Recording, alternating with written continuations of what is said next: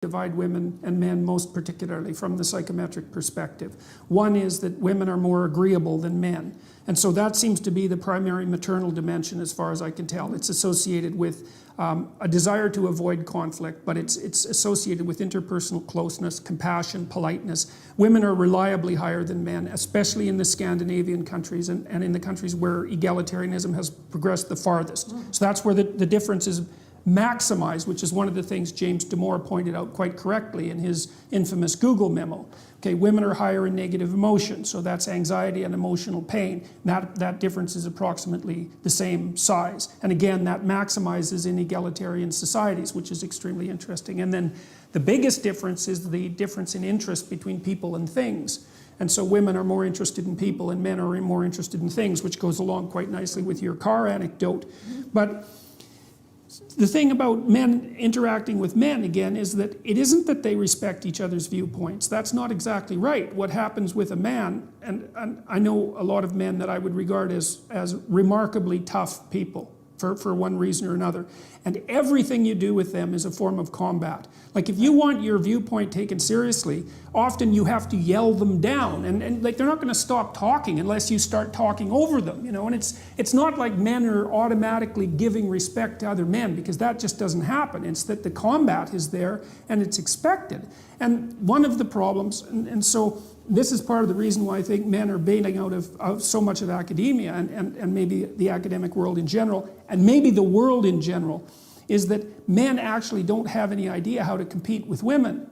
Because the problem is that if you unleash yourself completely, then you're an absolute bully. And there's no doubt about that, because if men unleash themselves on other men, that can be pretty goddamn brutal, especially for the men that are really tough.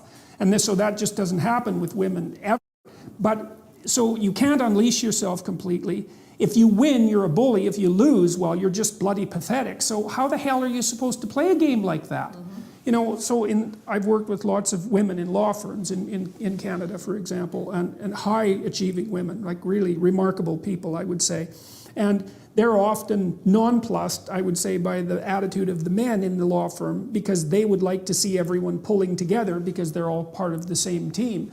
Whereas the men are like at each other's throats in a cooperative way, because they want the law firm to succeed, but they want to be the person who's at the top of the success hierarchy, right? So, and that doesn't jive well with the more competitive or cooperative ethos that's part and parcel of agreeableness. And so we don't really have any idea how to integrate male and female dominance hierarchies. Exactly. That's exactly right. This is why I love this show, you know, Real Housewives, which Gloria Steinem scorns. And just last night, okay, I was watching an episode, right, where the women were at each other, okay, at a party and recounting. But I said this to you, but you said this to me, and the men got together there and said, well, this is the way they communicate, you know, with each other, and that, you know, men, we men, okay, just will have a fist fight, and 10 minutes later we're going to have a beer at the bar next to each other, and so on. And I have observed that my entire my daughter used to be really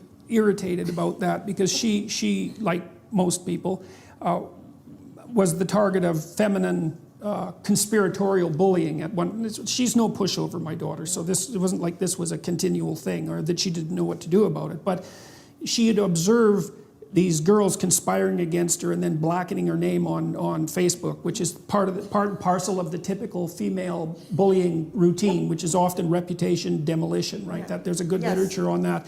And then she'd watch what would happen if my brother or my son would have a dispute with his friends, you know, and maybe they were drinking and there was a dispute. They'd have a fight, and then the next day they were friends again. And that's another thing that's strange, is that like men have a way of bringing a conflict to a head and resolving it, right? And that it isn't obvious to me that women have that same, perhaps you might call it a luxury, but it's also the case that men don't know what to do when they get into a conflict with a woman, because what the hell are you supposed to do, you know? Mostly what you're supposed to do is avoid it.